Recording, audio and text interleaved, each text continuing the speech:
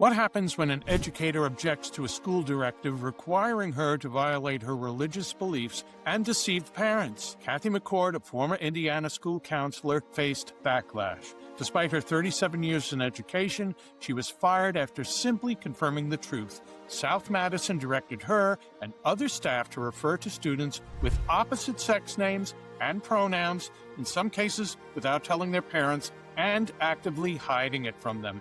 Kathy believed what many parents believe. Kids do best when schools and families work together. And she believed no one should be forced to violate their faith to keep their job. Alliance Defending Freedom advocated for Kathy, and after 3 long years, the school district agreed to pay nearly $200,000 to settle the case. But victories like this don't happen by accident. They happen because people like you give. If you believe educators shouldn't be forced to violate their beliefs or fired for speaking the truth, and that parents deserve transparency, stand with ADF today. Visit joinadf.com/Hanson or text Hanson to 83848 to make your gift today. Your support helps protect free speech, religious freedom, and parental rights for the next client like Kathy, who needs someone to defend their stand for truth. Hello, this is Victor Davis Hanson for the Daily Signal. People talk about the California disaster, but I don't think we fully appreciate the severity and the manifestations of it. There are about, and the best barometer to discover that is how many people are leaving. It's estimated that somewhere between 400,000 and 500,000 Californians left in 25-26. Now, the problem with that is they're not leaving a barren state. They're not leaving a cold Alaska. They're leaving the most beautiful state in the country that for years, under a bipartisan system of Pat Brown, Ronald Reagan, George Dickmajian, Pete Wilson, and to some extent Arnold Schwarzenegger, it had wonderful governance. So why are they leaving? Why have 11 to 12 million people, a quarter of the present population, have left California?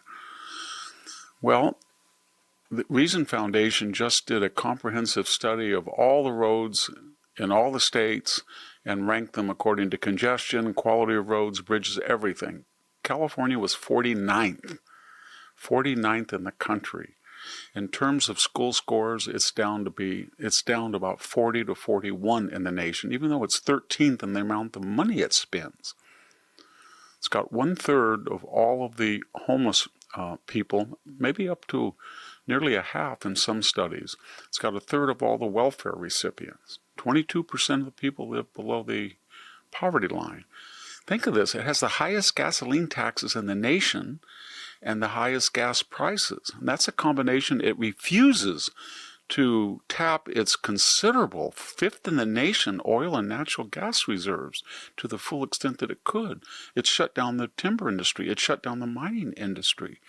So we're paying because of our green fanaticism on oil blends, and we've been driving out oil refineries, and we have these high taxes. We're paying $7 to $8 a gallon right now for gas. We have the highest electricity rates in the continental United States. Only Hawaii has it higher. Think of that. We have some of the highest property crime rates in the country. San Francisco, until recently, was the highest property crime rate city per capita in the nation. Our sales tax is among the top 10. We have the highest income taxes. Now, we know why this is the problem. We know why this all happened. We haven't had a Republican governor in nearly 20 years since Arnold Schwarzenegger left. We have no statewide offices that are Republican, no attorney general, no lieutenant governor, no state controller, nothing. We have 52 seats in the Congress. We only have seven, it's like 12%. We only have 7 Republican congressmen, and yet Donald Trump almost got 40% of the vote. So we have less than 1/3 of what we should be proportionally represented in Congress.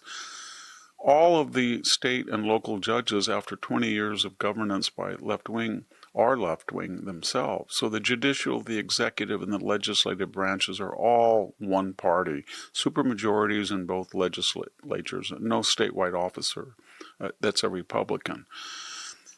What do you do about it? Well, who is the iconic victim? Who has been at the center of this maelstrom for the last 30 years? One man, Gavin Newsom. He's never had a job outside the public sector since 1997, when Jerry Brown appointed him to the San Francisco Board of Supervisors. He was there for 8 years. Then where did he go? He went to mayor of San Francisco for 8 years. Then where did he go? He went to lieutenant governor. Then where did he go? He's governor for 6 years. And why did this happen? What we see all the symptoms, but why did it happen? Why did we have a monoparty state? I think it's pretty easy.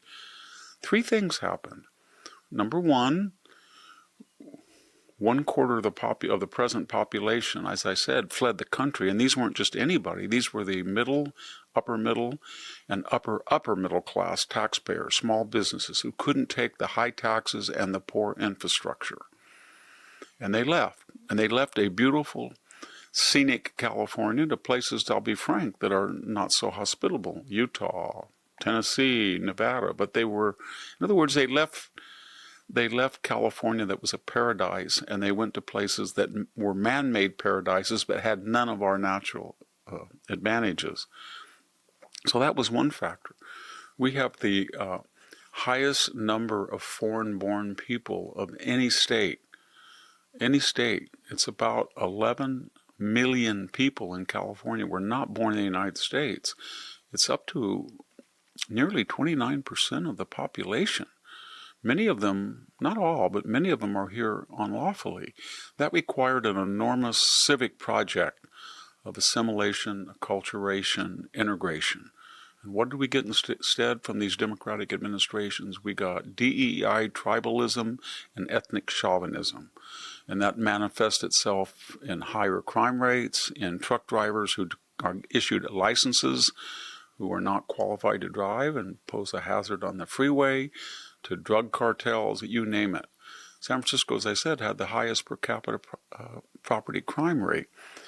And then the third tester in this sad mosaic is not just people leaving and not just people coming in unlawfully in many cases, but without sufficient preparation to be an American citizen from a different country without civic education. We have now about $14 trillion of market capitalization in Silicon Valley. And the whole political nexus has shifted to San Francisco, where the most radical politicians the last 20 years were funded with this huge war chest by very affluent people who were never subject to the consequences of their baleful ideology. And I'm talking about Barbara Boxer, Dianne Feinstein, Kamala Harris, Willie Brown, Gavin Newsom, Jerry Brown, Nancy Pelosi, some of the most powerful politicians in the state and the country. And very left-wing have moved the state from a centrist, center-right state that was well-governed under Reagan and Mason and Wilson to one of the most poorly governed states in the nation that people do not want any part of. Is there any hope?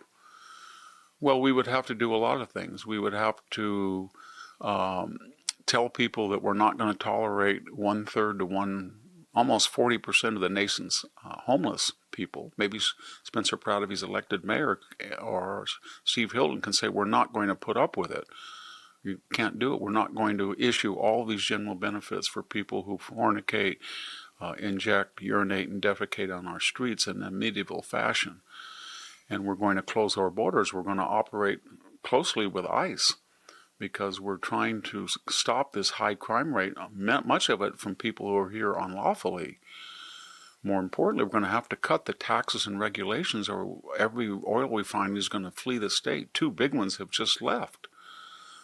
And that's one reason, along with the high taxes and the prohibition on new oil and gas development, even though we're number 5 in the nation on potential reserves, that we have the highest gasoline prices by far in the country. We're also going to have to look at voter fraud. We know that California has the most liberal, lax mail-in and early voting protocols in the country. Stories abound, the statistics are there, that there's no way to verify who gets a ballot and how many ballots a person gets. There's no photo ID, nothing. And that has to be radically changed. Can we do all of these things? I don't know, but if we continue to elect the people who were responsible, what's going to happen? People are going to flee, flee, flee. And remember a final thing. There's a very strange dynamic. The people on the left who created this mess were primarily the denizens from San Diego to Santa Rosa on the coast, about 700 or 800 miles. Some of the wealthiest real estate in the United States, some of the wealthiest people in the United States. This was a utopian project on homelessness, on DEI, on open borders, on lavish budgets. Gavin Newsom, remember, came in with about $214 billion budget just 6 years ago. It's $350 billion now. He raised the budget 64% in just 6 years.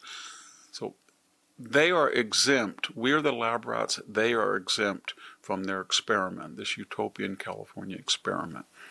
And who else keeps voting these people in? The people who are exempt vote them in, and the people who are very poor from countries around the world, impoverished, they find the California entitlement and welfare system, nothing's wrong with it. It's full of fraud, it's full of mismanagement, waste and abuse, but it is very generous.